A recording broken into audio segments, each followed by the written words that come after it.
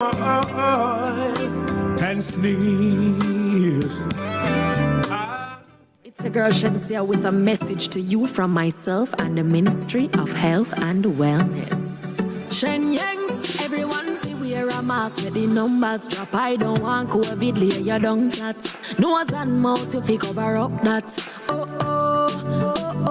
Sanitizer gets hospitalized. Fight the virus, then fight for your life, yeah. Nobody talk about say you're no response no more.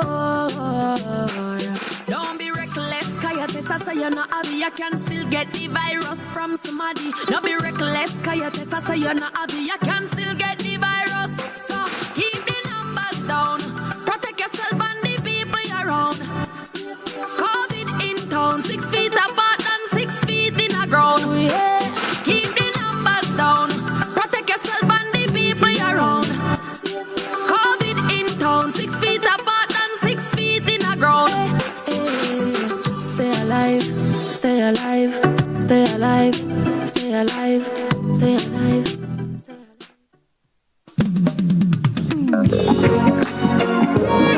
God in the day is still God in the night. Life is easy when you're on top of the mountain. You've got peace of mind like you never know. Yeah. Yes. This is Thursday. This is Rebel Radio. You know, as usual, we have your plate chock full of mental nourishment. The latest information that you can use to improve your life, you know. And this afternoon, is our regular program, Talking Investments. And we have with us the former Minister of Finance, Dr. Omar Davies. Dr. Davies, are you there? Yes, I'm here. Yes, and how are you? I'm okay. I'm doing okay. Yeah. And I hope the same for you and for your listeners. Okay, I sincerely hope so, sir. Well, we couldn't start this discussion without, looking at what is happening currently in the investment atmosphere. What is your take on what is happening now? Well, the truth is that I don't know any more than the average member of the public who does. It's all very confusing in terms of when these malpractices become first known, what was done, etc. So I think the first thing is for there to be a comprehensive statement of what is known when these things first came to light and what was done in response. Mm-hmm. Until then, there's not much more I can say. What I can say, though, is that following the crisis in the financial sector in the 1990s, one of the positives, and I think that this is generally accepted, that a positive was that the regulatory framework was strengthened. The truth is, in some instances, what existed as a regulatory framework was completely deficient. It was strengthened. The FSC incorporated several small entities, and was all the regulatory framework under which it operates was strengthened. Mm-hmm. And as well as the collaboration between the Bank of Jamaica, the main. Hello?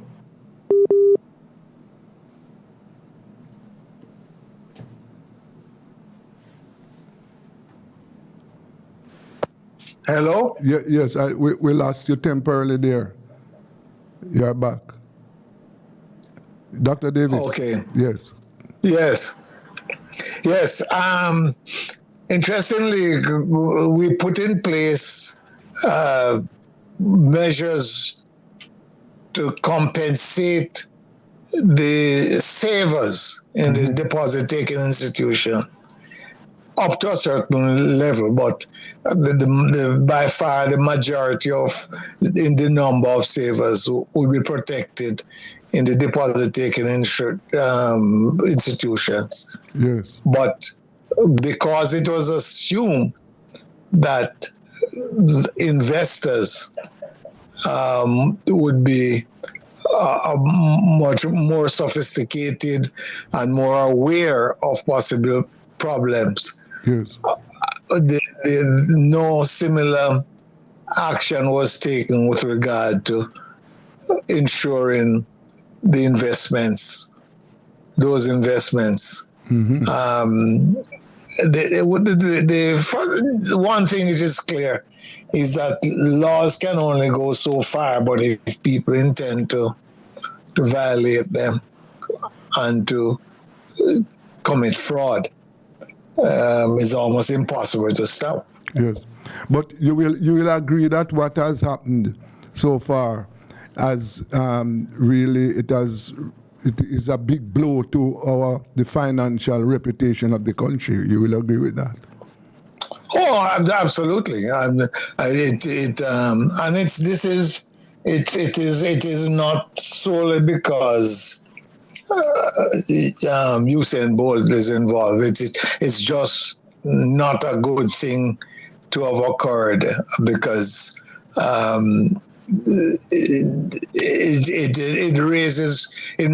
these developments must raise questions in the mind of not only Jamaicans but anybody who would wish to do business with the Jamaican economy. Yes, and therefore I think there is a viewpoint that it is incumbent on the authorities to ensure that everything is done to ensure that those who are responsible are caught and are made to pay for their sins. Well, there are several aspects to that. One is the thoroughness of the investigation, and the public needs to be assured that the investigation will proceed along totally professional lines with no consideration of who may be involved.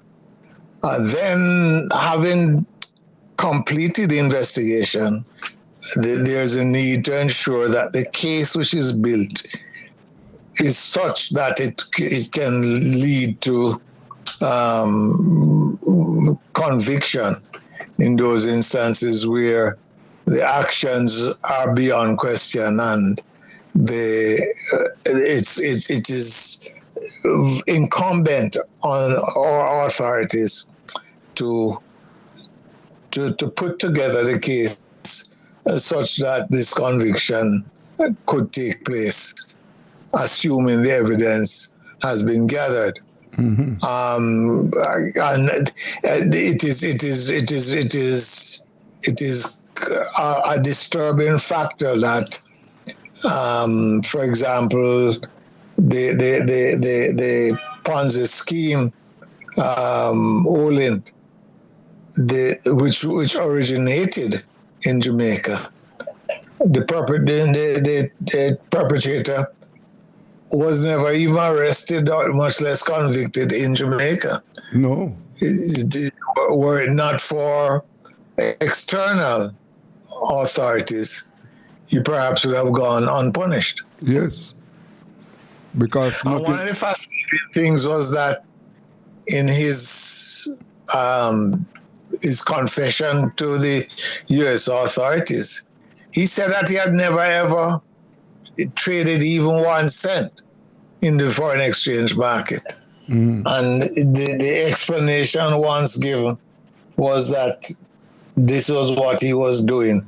These were the activities which led to these astronomical interest rates. Yes.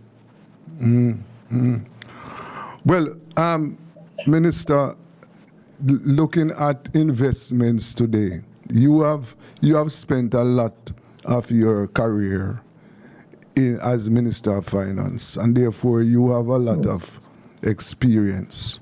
Now, when you look at how we are positioning ourselves now, what is your take on Jamaica's situation as far as what we are doing to attract investments, both local and foreign? Well, and by investments, I assume you mean not just in terms of the financial markets, but also in the real economy. Yes, of course. Well, the investments in the real economy, I mean, they're mainly within the tourism sector. Yes. But these stand on their own. But one of the critical things, whatever area these investments are directed to, it's imperative that those who are investing, whether local or foreign, have confidence that the financial markets are well run, are well regulated, and there is the basis for those who are investing to place their trust in the operations of these markets. Yeah. And that's where a difficulty arises, because they used to have an expression: confidence can never be bought. It's only available for rental, and it's one of the things that whenever there are occurrences such as the present one, everybody expects the relevant authorities to say the system is inherently sound. But the cynic would say, but what else would you say? Would you ever confess that there are reasons to question the soundness of the system? So rebuilding that confidence it takes a lot of time, a lot of effort. And I must confess, for example, that after the 1990s financial crisis, our crisis in the financial system, and all the things which were done to address the deficiencies, I certainly didn't expect further difficulties so soon.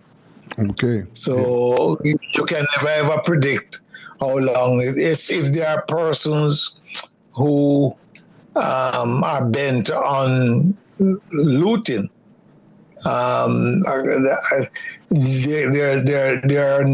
there's no set of regulations, or there's no set of institutions which can preclude that. And the next best is then to apprehend them, have the whole matter thoroughly aired, and punish them. Yes, sir. Yes. And of course, you would never support. Would you support another bailout? Just remember, when we remember how much money was spent bailing out financial institutions in the 90s. Would you support that again? No, well, it's the cost of that intervention is one. One of the ironies is that I hear reference to the FinSac scandal. Now, the FinSac was created. Perhaps it wasn't a wise choice of name, but it was created to try to address the problems which resulted from persons violating all their fiduciary responsibilities. No, there's no way that the country could afford to do that. But in any event, apart from being able to afford to do that, it's not a good signal to suggest that if people can do wrong, and then the state will step in to save. It's not, and it was a matter which occupied the minds of the cabinet in which I served in the 90s as to whether it should be done. But it was felt that there are so many aspects of this country's economy which could literally collapse. The life insurance companies, the pension funds, that action had to be taken. But it's certainly not one which can be repeated. Right. And as you said that you were shocked at the latest set of scandals particularly because there were signs, and I know the institution, the FSC. Well, I created it. I know the institution, and there are persons. There are several persons who are highly trained in terms of regulate the demands of a regulatory institution. There are some, in fact, who are consulting with international institutions, and so there are persons available, and it just seemed totally unexpected that the basic actions which should be taken once there were signs that there were problems. Well, I can't say were not taken, but do not seem to have been taken or taken effectively. Yes. And you're also aware, Dr. Davies, that to this date there are strong views that the FinSac destroyed the lives of over 40,000 small investors, and go ahead. Who some of whom committed suicide. Well, if I don't know the facts as to whether there were suicides directly related, but you're talking about the business people. FinSac intervened to save, to protect the life savings of persons, the insurance. Their insurance policies, all the things you now see, like Sagicor, which was LOJ, all these things were saved by the intervention of the government. So what people were seeking is that those persons who had placed monies, which are put up collateral, of when they borrowed monies, would also have been protected. Then, if that had been so, then you wouldn't have been talking about 140 billion, but any multiple of that, if all these the various persons were to be protected. Yes, but what would you say in response to that saying right now that FinSac destroyed 40,000 small, medium-sized business people? But first, there's nothing to substantiate that assertion. But FinSac was created to clean up the problem. So it's very difficult. In other words, if FinSac hadn't been created, these persons would still have had their collateral, their assets destroyed, even without FinSac, because the actions had already been taken. Many of those institutions were living on or existing in a sort of the principles of those institutions had created the myth of creating assets where they didn't exist. Mm-hmm. And a major issue which arose was the question of what did the auditors see and why did they not bring this to the attention of the authorities. Uh-huh. But it's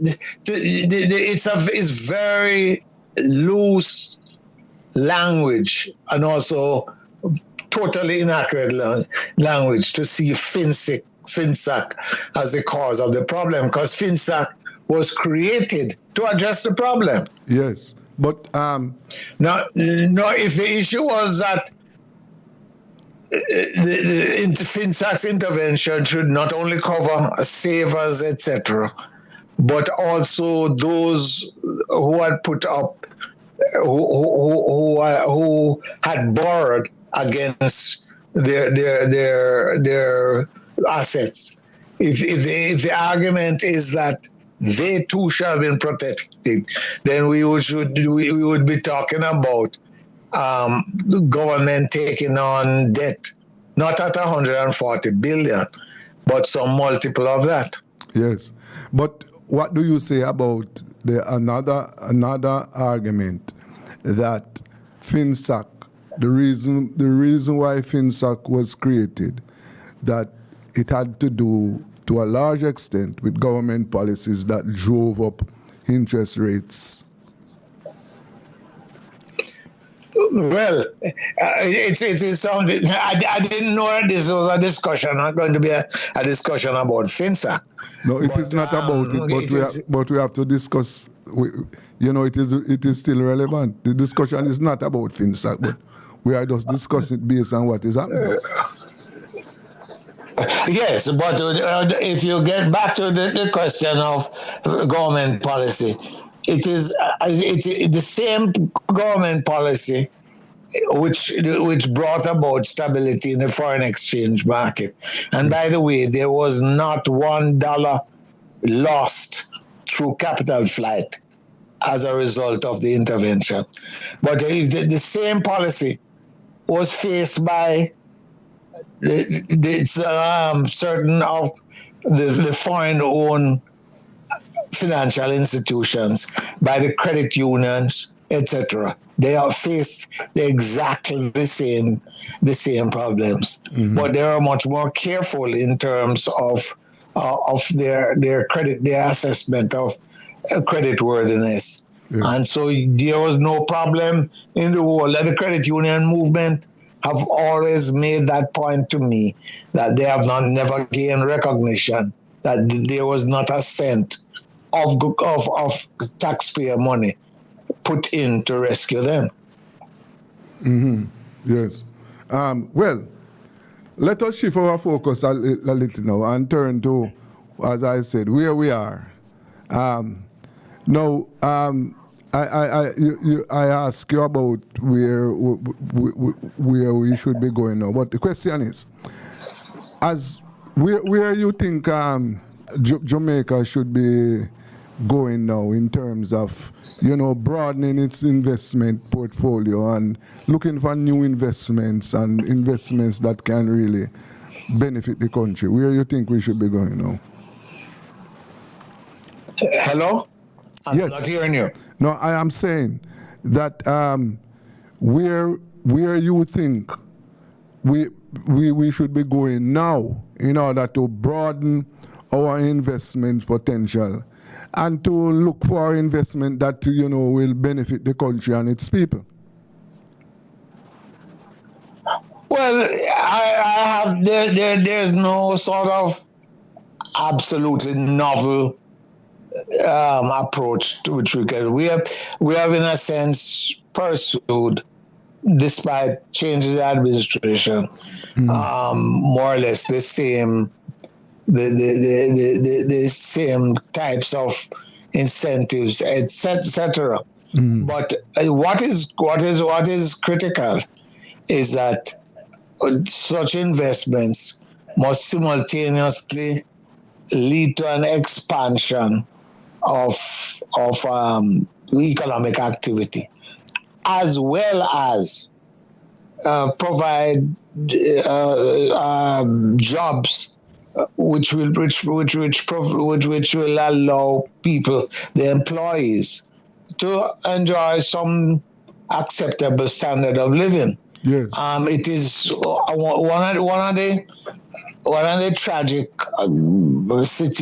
occurrences taking place even as we speak is the number of highly trained young professionals who are migrating each year. Yes. And that's not a good sign for so when I think of investments, it's not just about expansion of economic activity, but providing trained Jamaicans with opportunities to remain here and to have an acceptable standard of living. Yes. Therein is one of our shortcomings. Yes, because we are losing professionals yearly, and in recent times, as you have seen yourself, that the number has increased. But from your perspective, what are some of the things you think we should do in order to retain our professionals here? Applying to skilled workmen in the construction trade, in the IT sector. So it's all these people talking about, and no country can develop if that critical core of professionals. You mean if we don't have that critical core? Yes. Yes. But I am asking, so what are some of the things you think we can do in order to cut the migration, to retain our professionals in Jamaica? Well, one beginning is a wage which allows them to aspire to all the various legal these assets which we want. It's become a challenge for like a professional couple to acquire a housing unit. It's becoming an increase despite the establishment of the National Housing Trust, which is one of the greatest institutions created.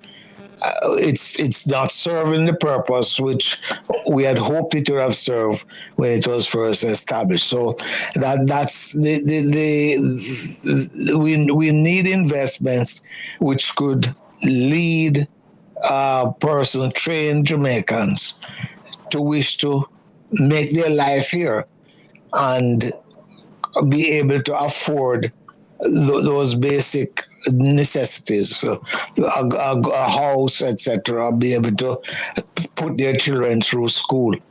These are some of the things which go beyond simply getting someone to invest X million in the country. It must be to what end? Yes.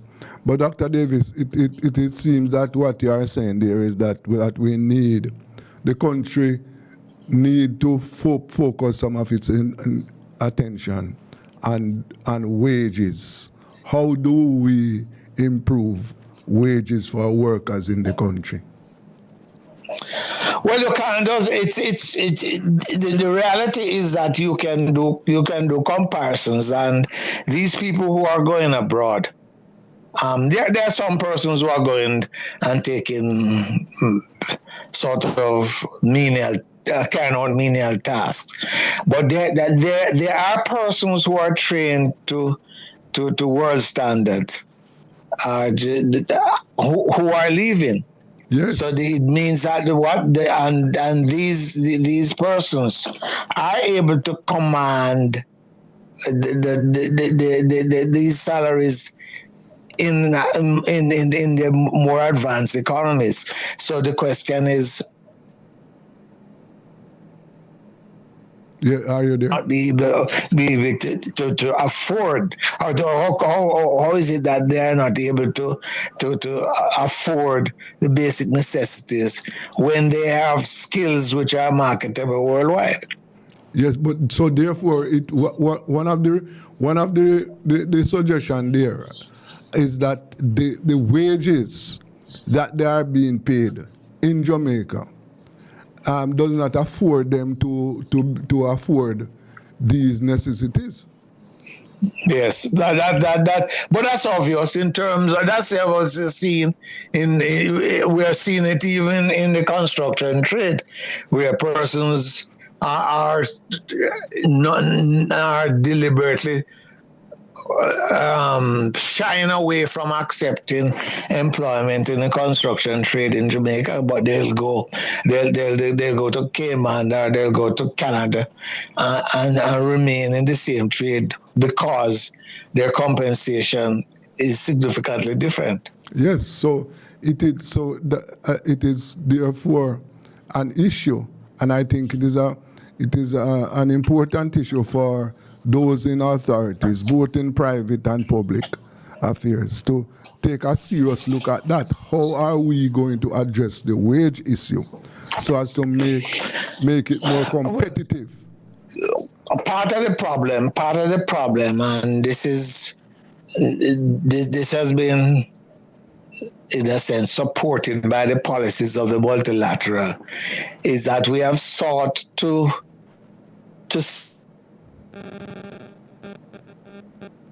the nation by saying our wage levels were lower than those of competing countries, and therein it's impossible for you to train people who are not fools and know that their skills are wanted elsewhere, and in those countries where those skills are wanted, they'll be paid significantly more than here.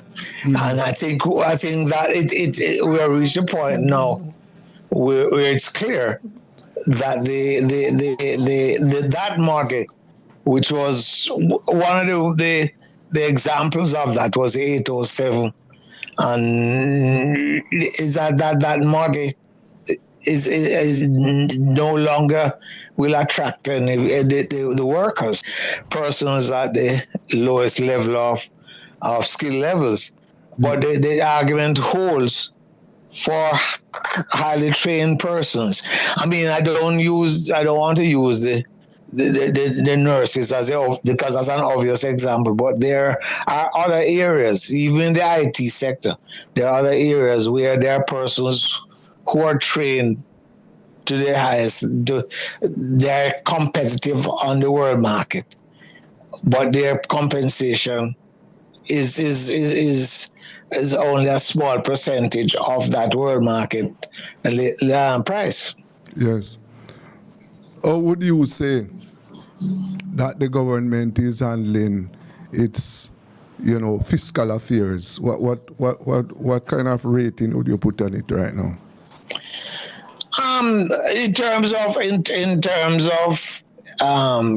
keeping the deficit under control, etc.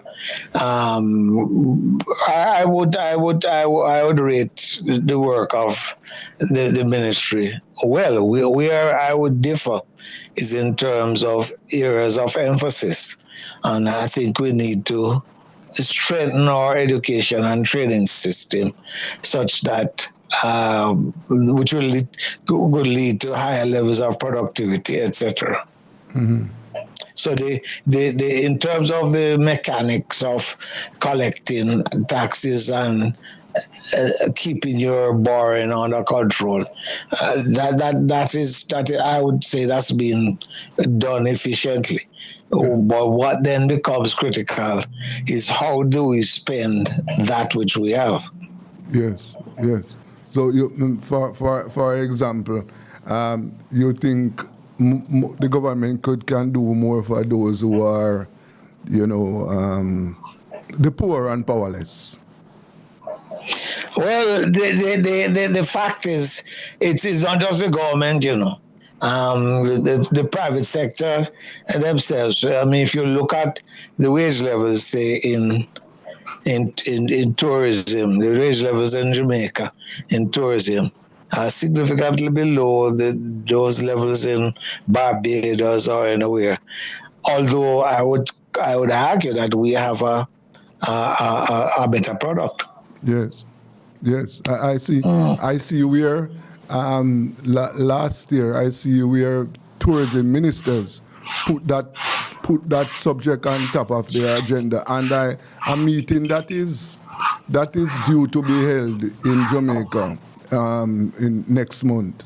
I understand that the whole question of wages for tourism workers is an issue that is on top of the agenda because, as you said, the workers are being underpaid.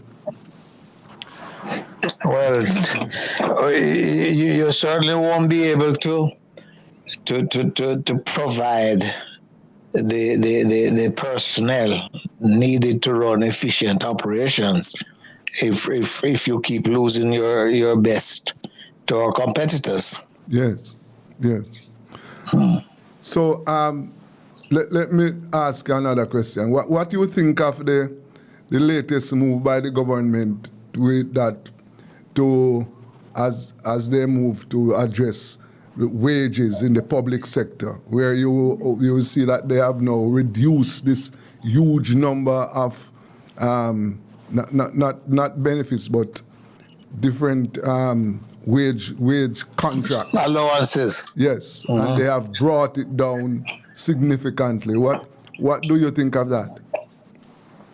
No, it's something which it's something which success in the Ministry of Finance over an extended period has been working on. So it is a way to go, because what it does it allows you to have a clearer picture of the size and cost of the public sector. So it's something which I support. Mm-hmm, mm-hmm. Yes. If you were Dr. Davis, if you were Minister of Finance today, what are some of the things that you would be doing differently? Differently from whom? From what? From me in the past. From what you did in the past, and what the incumbent minister is doing. In several respects, that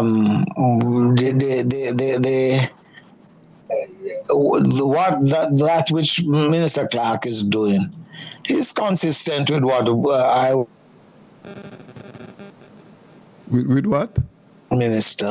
Repeat that. I lost you there. My problem isn't in that regard. My problem lies in terms of what are the priority areas of expenditure, and how then do we improve the quality, the social infrastructure in terms of education. For example, a major problem which has to be addressed and quickly is the question of provision of health services, particularly for the elderly. Yes. That has to be addressed, and that is something which will require government leadership. And so, from that perspective, I would identify those areas where leadership from the state is required. Are you there? Yeah, I'm here. Okay, all right. Yes. So that is how you sum it up. I mean, that is, in other words. Well, you're just I can't give you a thesis on this. I'm just giving examples of areas, and I'm saying the health sector. Yes. The provision of health services, and I'm saying, what is that? We have a tendency to speak about the youth represented the country, etc. But increasingly, you are dealing with an aging population, and one of the things you're going to see is that there is a greater cost involved for elderly to even purchase medication, etc. So there's going to be need for a national health insurance. So that's something which would become a priority, or should become a priority. And also some increases on pensions. I mean, when you look at what some pensioners are getting now, it is woeful. Well, one of the things is that it's the government. It may be a better employer in that regard than the private sector. Yes. Well, I want to thank you very much for your contribution this evening, and I want you to. And as I expected. As I expected, it went beyond what you claim it was going to be. Well, that was as a result of how the conversation pursued. I had no control over the answers that you give, and you know that we're having a discussion, so therefore. No, I'm not complaining. I'm just making a comment. Thank you very much, Dr. Davies. Right? All right. And I want you to know that this platform remains open for all views, and you will be invited back. Oh. Yes. Okay, good. That was the former Finance Minister, Dr. Omar Davies. This is Rebel Radio. We'll go for a break, and we'll be back. Don't move your dial. And when I think of God, His Son, not sparing, sent Him to die, I scarce can take it in. Then on the cross, my burden gladly bearing, He bled and died to take my sins away. Then sings my soul, my Savior God to thee. How great thou art, how great thou art. Then sings my soul, my Savior God to thee. How great thou art, how great thou art. Then sings my soul, my Savior God to thee. How great thou art, how great thou art. That sings my soul, my Savior God to thee. How great thou art, Almighty God, how great thou art. I need you, Lord,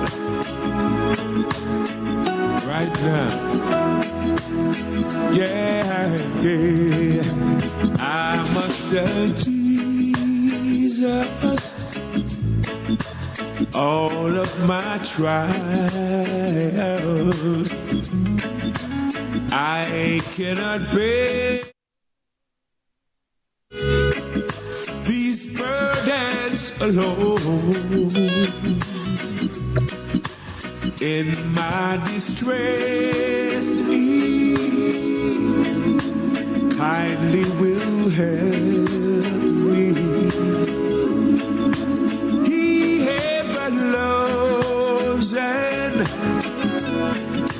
cares for His own. I master Jesus. I master Jesus.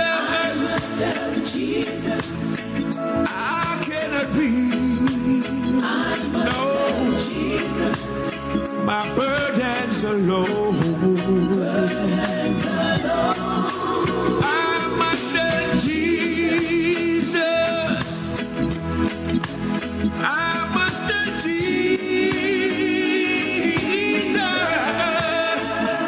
Jesus can help me. Only Jesus alone. I must tell Jesus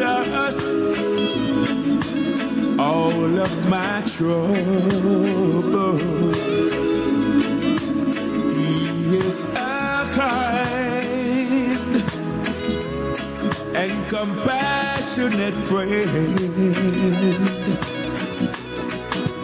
If I ask Him, He will deliver. Make all my troubles quickly and hand. I master Jesus. I master Jesus. I cannot be. My burdens alone. I master Jesus. I master Jesus. Jesus can help me. Only Jesus alone. What must I do when worldliness calls me? What must I do when tempted to sin? I must tell Jesus, and He will help me over the world, victory to win. I master Jesus. I master Jesus. I cannot be. My burdens alone. I master Jesus. I master Jesus.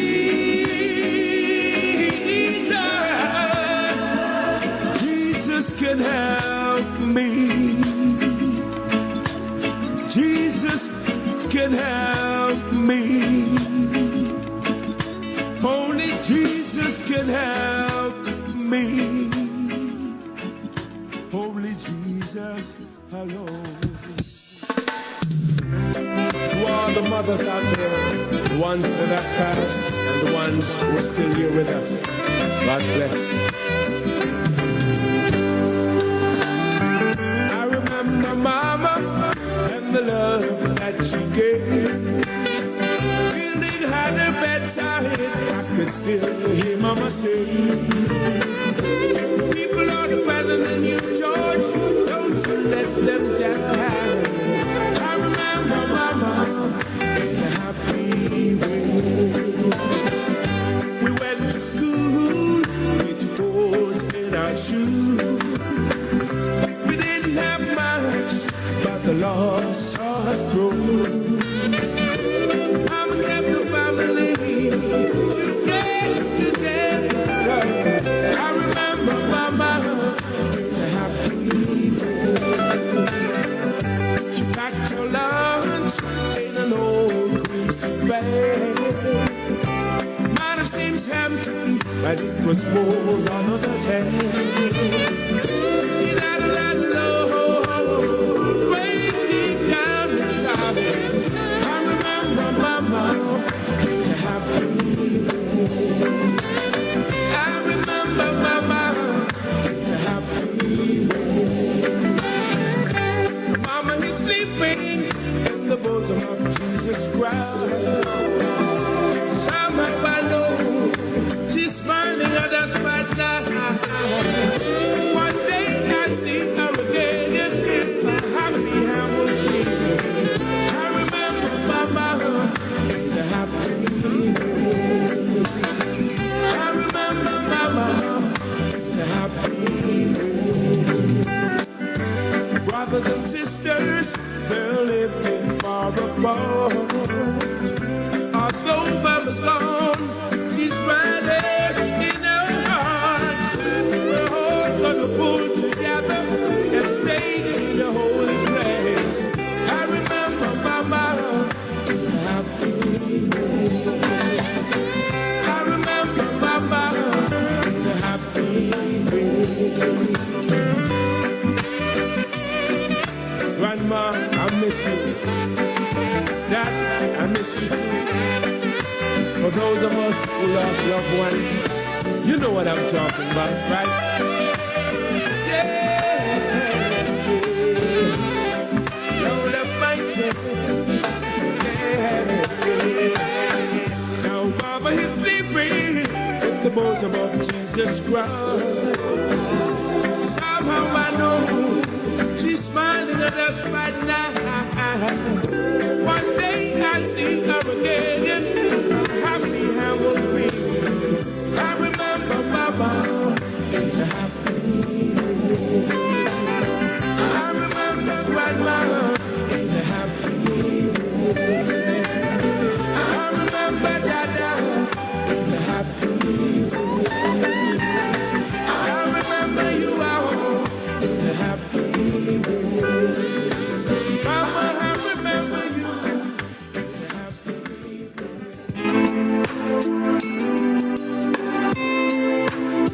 I wanna thank you, Lord, for all you have done. Yeah. He was there just in time to rescue me. He was there just in time to rescue me. I was lost in a world of sin, but He was there to take me. He was there just in time to rescue me. I remember when I couldn't find my way.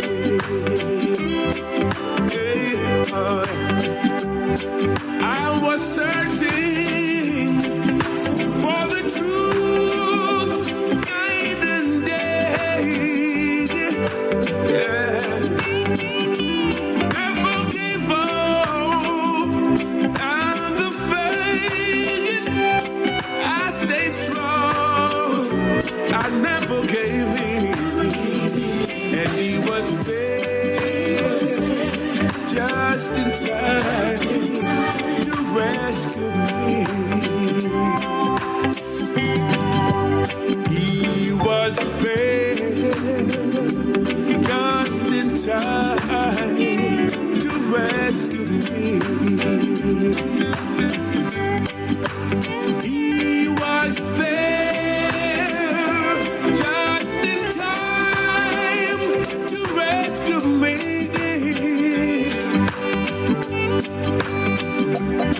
Have you suffered a broken heart, and it seems that hope was gone, but he was there just in time to rescue you. Oh, I'm so glad God loves me. When I looked at all He's done for me, He paid the price for me. I was blind, but now I see. He was fair, just in time to rescue me. Oh, He was fair,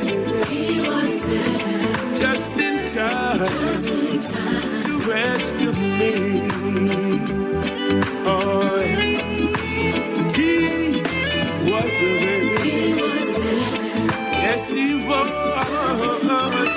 to rescue me. Lord, He was there. Times in our lives, we all have pain, we all have sorrow, but if we are wise, we know that there's always tomorrow. Lean on me when you're not strong, and I'll be your friend. I have to carry on, for it won't be long till I'm gonna need somebody to lean on. Please swallow your pride. If I have faith, you need to borrow, for no one can feel none of your needs that you won't mention. You just call upon me, brother, when you need a hand.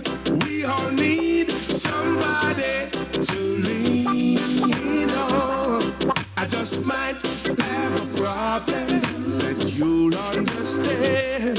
We all need somebody to lean on. Please, there is a load you have to bear that you can't carry. I'm right up the road, and I share your load. If you just call me, yeah,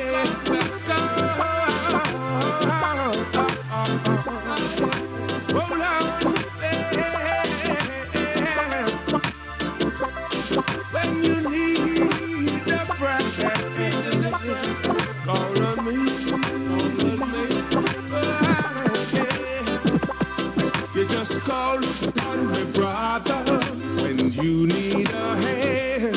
We all need somebody to lean on. I just might have a problem that you'll understand. We all need somebody to lean on. Lean on me when you're not strong, and I'm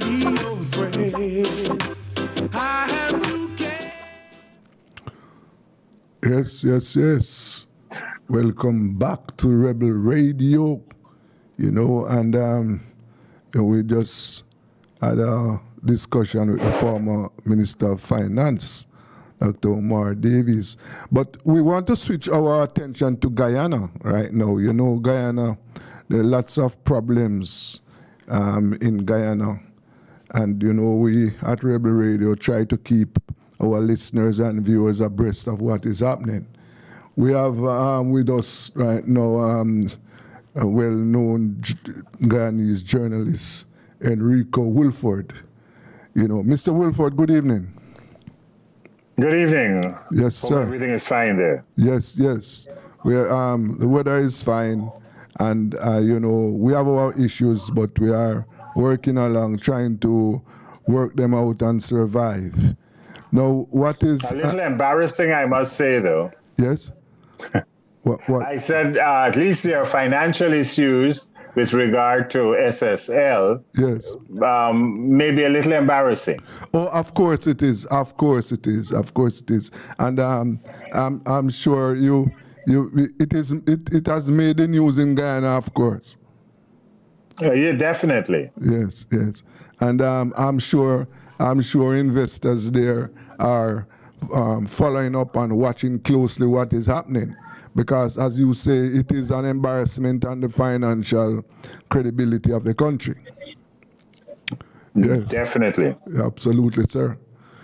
Now, last week I had a discussion with the opposition leader, and he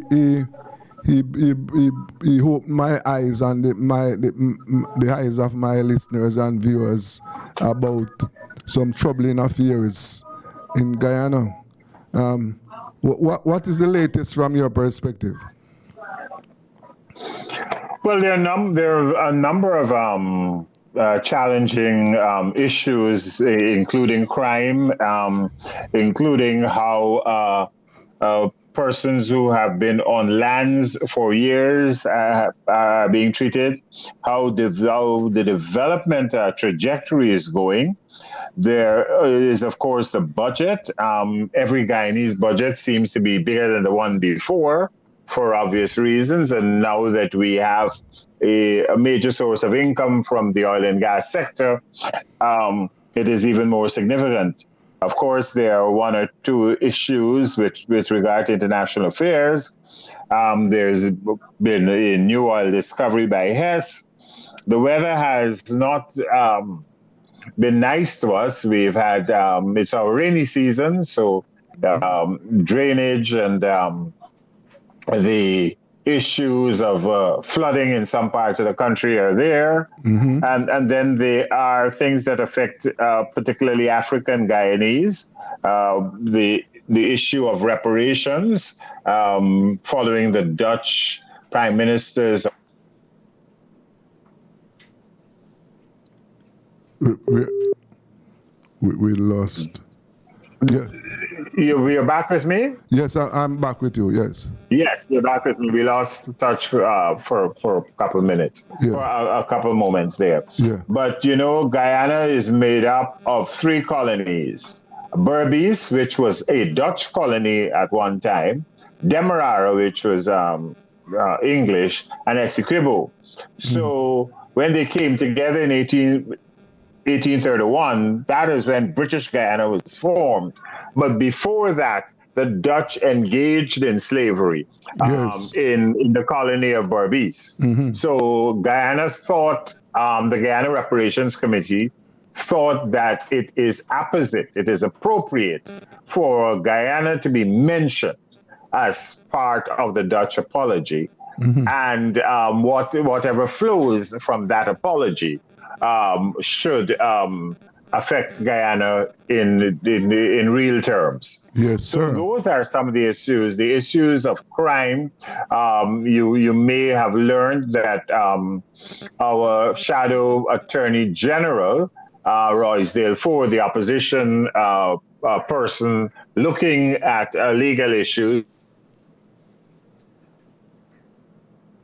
now that at the trajectory that Guyana is going, we can end up in execution-style in fact, we've had some execution-style killings in the last few weeks. Yes. And it is a dangerous trajectory.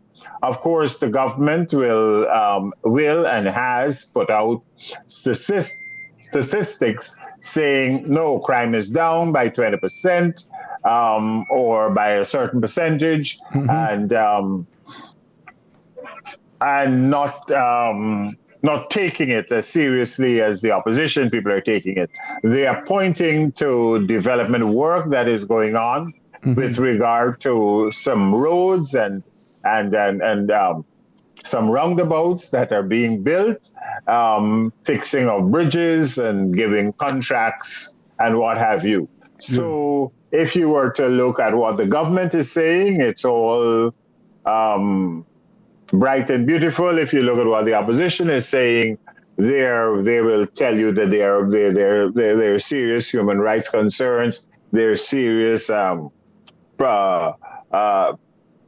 land concerns. They're serious concerns. If you look at it from an African ethnic position, from the Guyana Reparations Committee and the PADG, which is the International Decade for People of African Descent, the Guyanese Assembly, they would say that they were not allowed to access the 8 million Guyana dollars, which is $40,000 US dollars, that they're supposed to get per month to run this administrative secretariat and the other projects for the decade of people of African descent.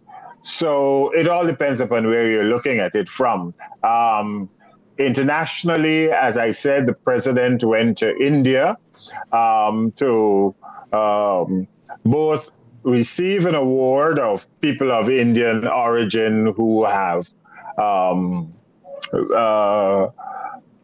achieved high office around the world. You know, India honors those people as people of of Indian origin. So the president went to collect that, and at the same time, he did some state business for Guyana. He carried a delegation that was largely Indian in outlook, but he also carried Guyanese cricketer Stephen Jacobs, you know, Indians and cricket,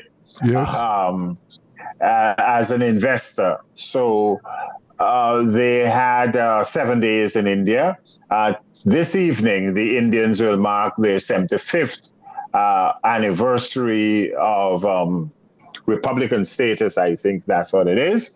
So more likely than not, there are going to be discussions of how Guyana-Indian relations have blossomed over the years. Yes. But Mr. Woolworth, one of the troubling signs in Guyana at the moment, that there seems to be a concerted effort, and the government is part of this, to victimize and to put Afro, in other words, black Guyanese to one side. In other words, the black Guyanese are, it would appear, are not being brought into the center of the country's activities. That is a perspective that has been gaining traction in the society. If you were to speak with the government, they will tell you, look, we have black contractors and what have you.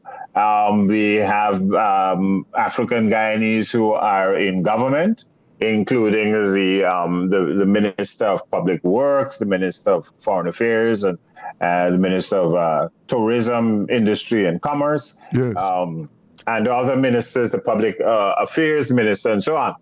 But at the same time, you have issues in Moko, Arcadia, where is largely an African Guyanese village, and people were asked to move to make way for the development of a road. Yes. The discussion was that where these people were, the road was not going there.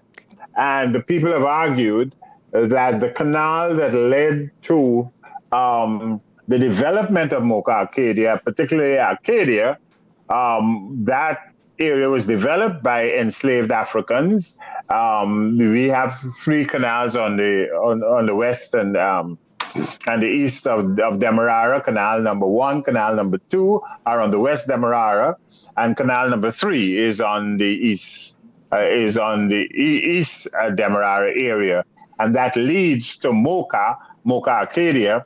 And Arcadia was bought by enslaved Africans, and so they feel that those are ancestral lands that they were being put off from. Mm-hmm. There are other concerns. If you look at the execution style killings, it's mainly African Guyanese who are gunned down in the streets, and somebody is charged, and basically that's the end of the matter.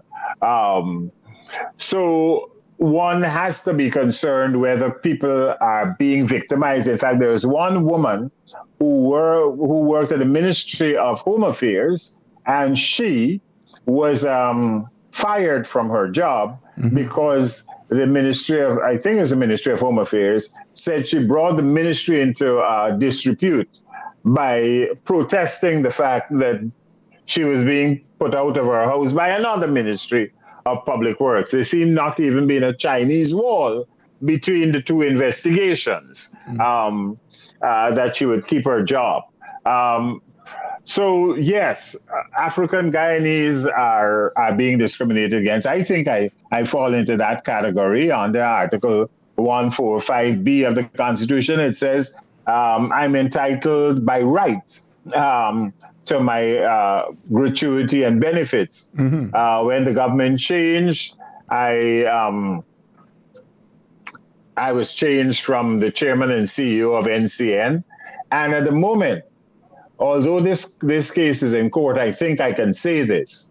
At the moment, the government is spending money to fight a case to pay me $35,000 US.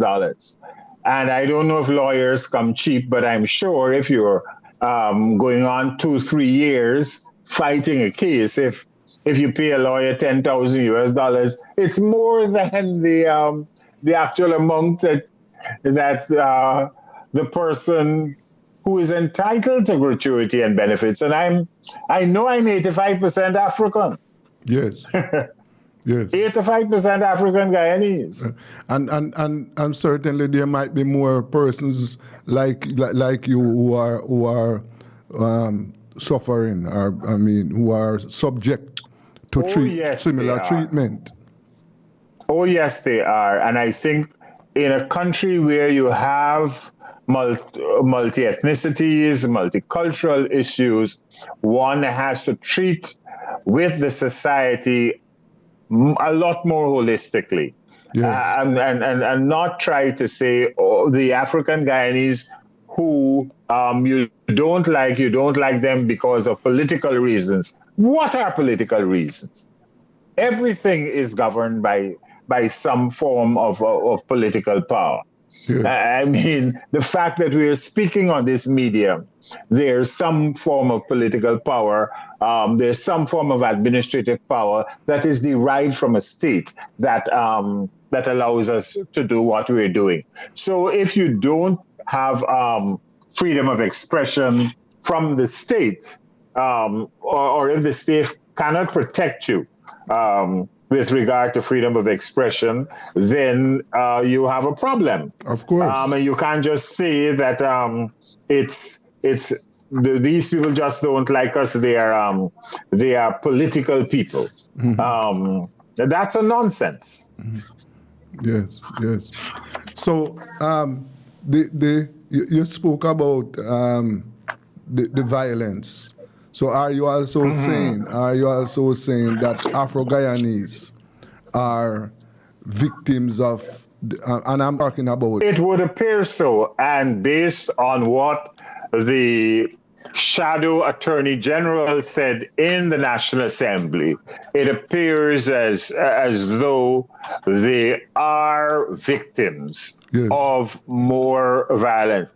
The police will put out statistics that will probably tell you no. But I'm going to give you an example of this person was a victim, not well, we don't know whether this person was a victim of violence. This is a Guyanese person who was deported from the United States several years ago, and he decided to make a living selling coconuts along the seawall. He goes missing since around Christmas Eve. His body is discovered in a ditch not too far from the hospital. One doesn't know whether he was hit down, whether he fell, he was ill and he fell, or what have you. But when the family came from the United States looking for him, they were told initially that somebody has already identified that body, so you don't have to worry about that body. You can look at the other bodies. 2 days ago, they discovered that it is exactly the person they were looking for. Now, one has to worry, why were they distracted? Yes. About that particular case. You know, so one has to be concerned when one lives in a society. I'm told about persons who are in prison and who are being mistreated. We have to get a lot more information to establish that, but it is difficult to get that information at times. But at the same time, development works are going on in the Essequibo. Development works are going on in Palmyra. And people who look at our society, we look at the society and say, well, Georgetown is also a largely opposition-based voting bloc. Linden is an opposition-based voting bloc, and they are not getting as much resources as the resources for the other areas. And the fact that Wolford is talking about him, don't pay him any money at all. Let him suffer. You know, as they did to Mark Benchop when he was charged for treason, we are going to teach you a lesson. Now, what is a society where the state and the state actors decide that they should teach you a lesson? Yes. I always thought that sovereignty belongs to the people. The Constitution says sovereignty belongs to the people. That sovereignty only passed to the president and the elected officials once every 5 years to make the form of democracy that we have more efficient. Yes. But it is still a democracy, and the sovereignty still belongs to the people. Yes. Now, Mr. Wolford, tell me something. Now, what is your what are you sensing from the people, the people who are the victims of these? I am sensing that, as Dr. Jagan used to say, that the poor are getting poorer and the rich are getting richer. And the divide, because it is getting wide, will lead, as Senior Counsel Roysdale Ford said, to other issues with regard to crime. If people believe, Desmond, that they are not treated well in a society, they are going to rebel. Yes. Yes. They are going to retaliate. Of course. So you cannot arrogate arrogance to yourself because you are in power. And you can't go around the country saying, oh, we're all friends, it's one Guyana, we're all one happy family, and so on, and let's keep in touch and so on. And when you write them about an issue, it takes 6 weeks to even get a response from the very people who tell you keep in touch. Yes. And the very people will ignore you because they don't think you're on their side. it goes back to some of the biblical concepts that people have. If you're not for me, you're against me. Yes, yes. We have to see a society not necessarily in those terms. We have to see a society where everybody has the same access to resources. Everybody's village, town, community gets the same kind of drainage, the same kind of roads, the access to education, the access to the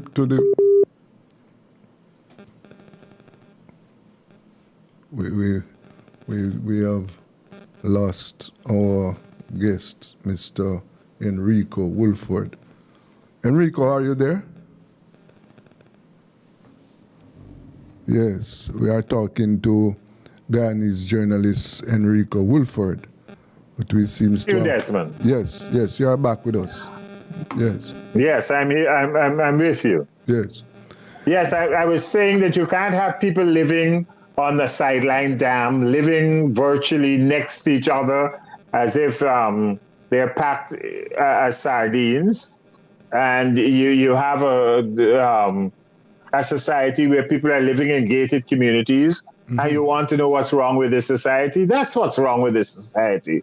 What you have to do is to re-engineer the society to ensure that people live well, people enjoy the quality of life that they have. And the other thing that we haven't spoken about is the rate of inflation. Yes. Prices have been going out the roof,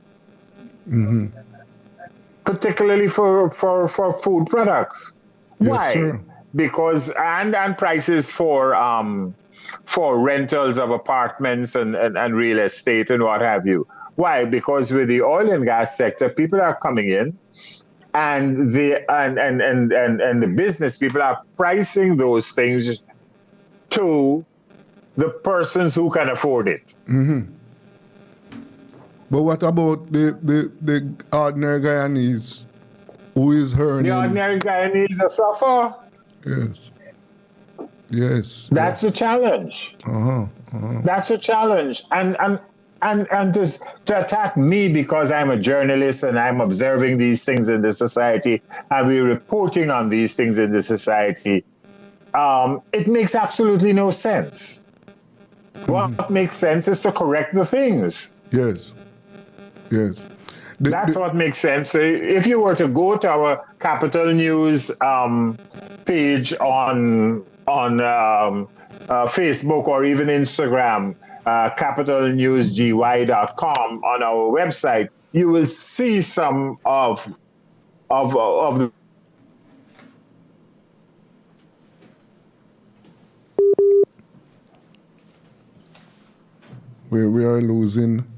we are having some technical issues, and so we are losing our guest every now and then.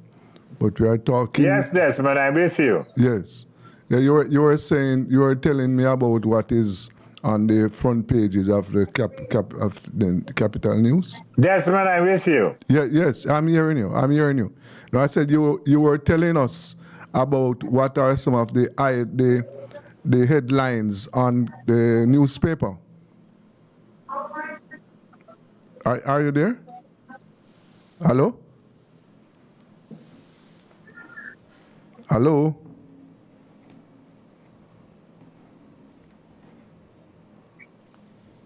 Enrico? Yes, I'm with you. Okay, yes. I am saying that before we lost you, you were telling us about some of the headlines that are on the newspaper. Go ahead. Yes, I'm with you. Yes, so I'm saying you were telling us about what is on the headlines of the newspaper. You're not hearing me? Enrico, are you hearing me? Yes, I'm hearing you. Okay.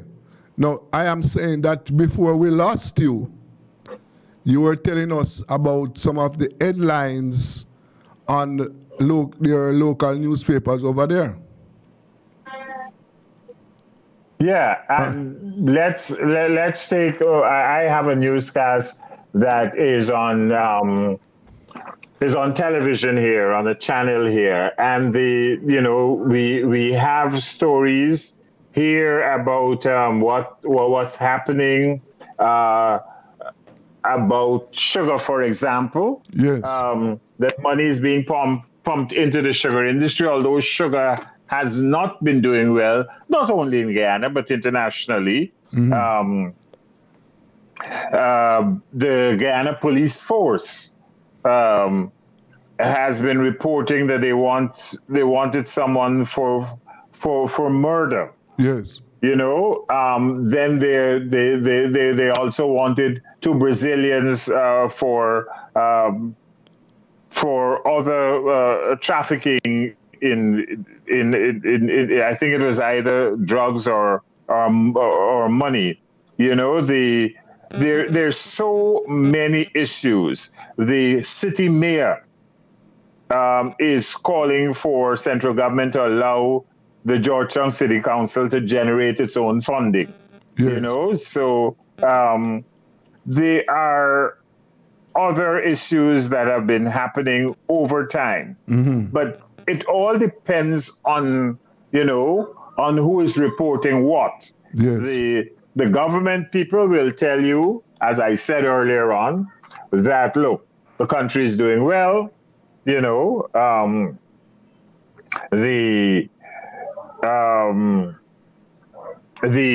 issues are being dealt with. Yes.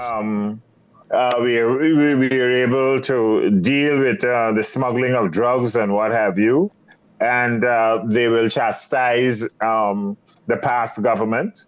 But at the same time, the actual news stories will tell you something else. Right.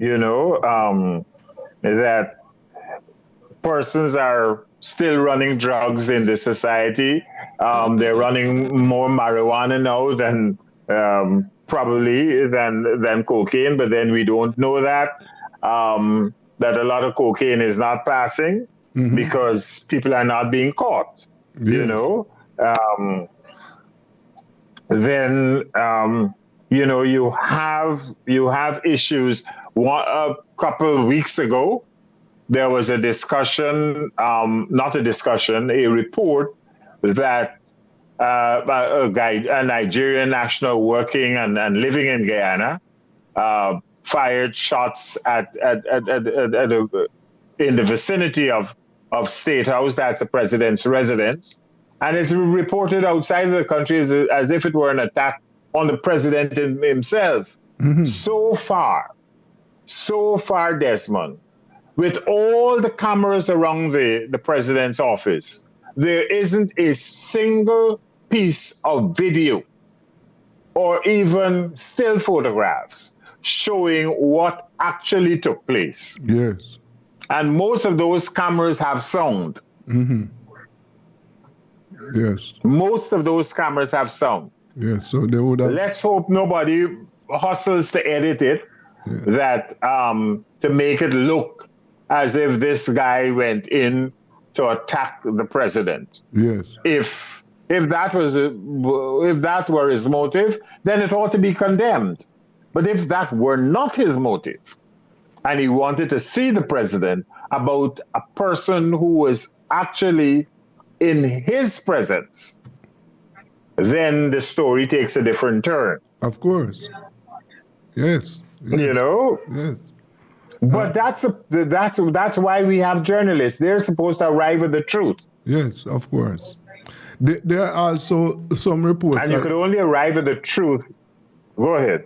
There are also some reports that the government is recruiting Indians, and in other words, they are opening up the system to give Indians citizenship, and that is to improve the size of the workforce. Is there any truth in that? Well, let us put it this way. There are discussions that Guyana needs more skills. Yes. Because we're a growing economy. Of course. Now, because we're also a multi-ethnic economy, we have to be very concerned about what our immigration policy is. And just before I chatted with you, there's a bubbling story, so to speak, where Guyanese who were born in various parts of the world want to ensure that they are citizens by descent, if not by actual place of birth. Yes. By descent, by naturalization, that they can come and invest in Guyana. And the Guyana government, when the president was in India, made openings which then tell you that he's interested in persons from India with skills, probably, to come in and work in Guyana. Okay. But the Caribbean, Haiti, for example, people from Haiti need to get a visa to come into Guyana, and Haiti is part of CARICOM. Yes. You know? Yeah. And Guyanese who were born in Trinidad but of Guyanese parents, born in Barbados but of Guyanese parents. You derive citizenship by your parents. Yes, yes. But who your parents are, not as my friends from the United States used to say, not necessarily by the accidents of where the delivery happened. Yes. I see. You don't get a birth certificate because from a country because you just happen to be in that country. You get a birth certificate because the country registers that you were born. Yes. No. Where you were born is a different story. Yes. Enrico, is it difficult for Afro-Guyanese to get employment in the, for example, in the oil sector? Yes, but they get the small change, the heavy hard currency notes. The persons who control the sector keep for themselves. So you can say I've employed 200 African Guyanese. Yeah. Right?